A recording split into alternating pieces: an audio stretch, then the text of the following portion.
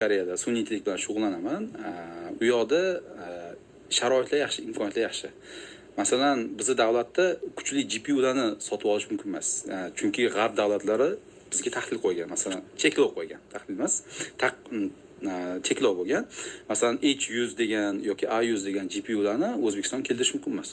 Hozir ham. Hozir ham. Chunki u bilmadim, qo'rqishadimi Xitoyga berib yuboradi deb, negadir mumkin emas. Shunaqa cheklov qo'yib qo'yishgan. Janubiy Koreyada yo'q bu narsa. Ali Farg'oniyni taniysizlarmi? Bu odam dunyodagi birinchi astronomiya olim. Farg'onada tug'ilgan, Farg'onada ta'lim olgan. Yerda dumaloqligini birinchi bo'lib iddaolarini o'rtaga qo'ygan. Quyosh tutilishini uslubini o'ylab topib bergan. 842-yilda quyosh tutilishini oldindan hisoblab bergan. Astronomiya kitobi yozgan. 12-asrda Yevropada lotinchaga tarjima qilingan.